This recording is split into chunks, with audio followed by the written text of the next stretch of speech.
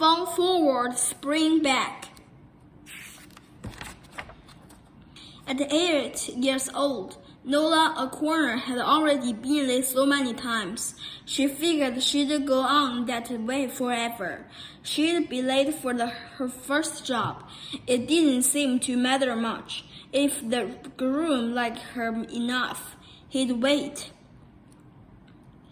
The summer after, Nola finished second grade. Her family moved from Arizona to Colorado. The move brought new friends, a new school, and a new home. But one thing did not change. Nola was still late for everything. The first Friday in November, Nola's teacher sent the class home with a reminder that daylight saving time ended that weekend. Before you go to bed Saturday night, remember to adjust your clocks. An hour, he said. Spring forward, fall back. And if you like parades, don't forget the fall festival on Sunday. Nola had never witnessed the parade. Her friends said the fall festival parade had us in spring floats, animals, leaves, music, and the dancers on stilts. She really wanted to see it. That night at dinner, Nola asked her mom if they could go to the parade. I won't be here, Mom reminded her. But I'll be. Pablo could take you. Pablo was Nola's big brother, 16 and always sleepy. He would be in charge while their mom was away. Can you take me to the parade?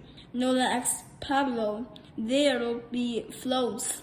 Root beer floats, Pablo asked.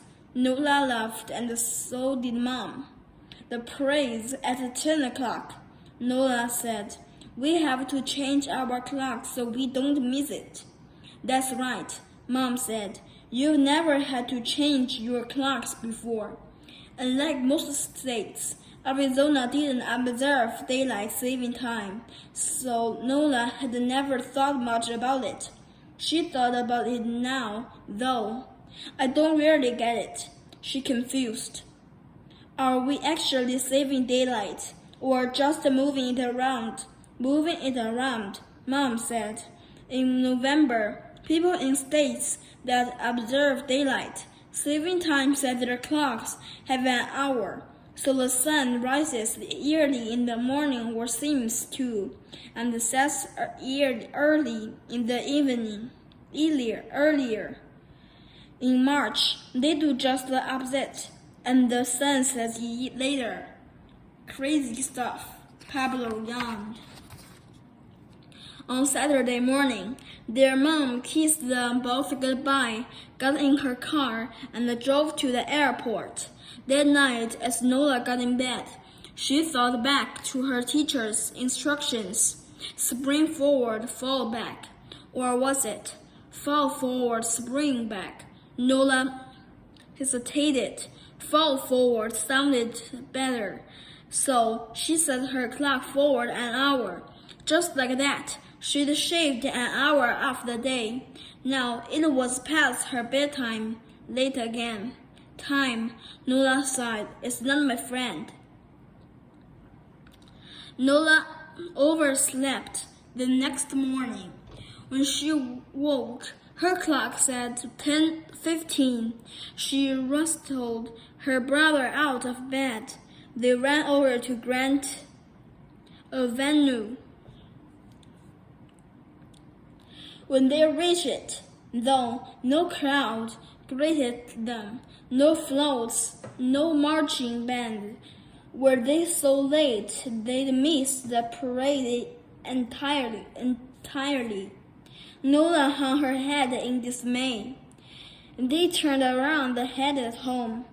But back on their street, they spotted something. It was the neighbor friend climbing around next to a gigantic, bright orange something.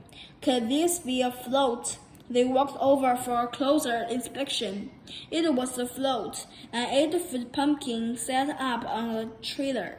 Frank turned and saw them standing there. He lit up like a jack-o'-lantern. "The early bird gets the worm," he cried.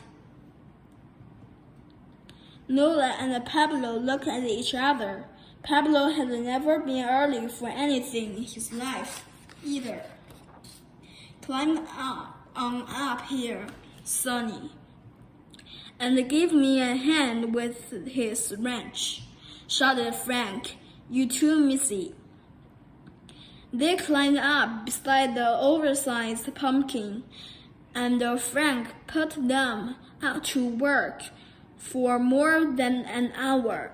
Pablo hammered Nola, glued orange tissue paper in place.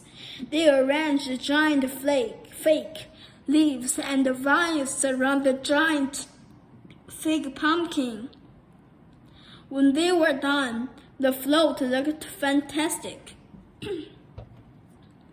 "So," Pablo said at last, "I guess you are all ready for next year's parade." Frank looked confused. "Next year?" he cried. "When you were my age, Sonny, you don't plan for next year, but your seat belts on. We've got a parade to get to." Just then, Nola and Pablo heard the first notes of a marching band. They blinked in confusion. Wait a minute," Nola said. "Wasn't the parade at 10 o'clock today?" "Was at 10, Frank cried. "We'll be at 10 is the word I get." He thrust his wristwatch toward them. Pablo yawned. "Your watch says 19:30, he said. Nola laughed for joy. "I fell forward," she said. "I need to fall back." Nola had sprung forward an hour, when everybody else had fallen back an hour. That meant she and Pablo were now 2 hours ahead of everybody else. For once in their lives, they were early. You woke me up 2 hours early," Pablo cried. "The early bird gets the worm," Nola cried. Frank nodded. "You got it now, Missy," he said. Pablo yawned. It was all a big mistake, but it turned out to be a great mistake. It's why they rode in the parade on Frank's giant pumpkin float, and one they've ridden with Frank every year since. It's also why, from that day to this, Nola O'Connor was made sure to be early for everything, 2 minutes early though, not 2 hours.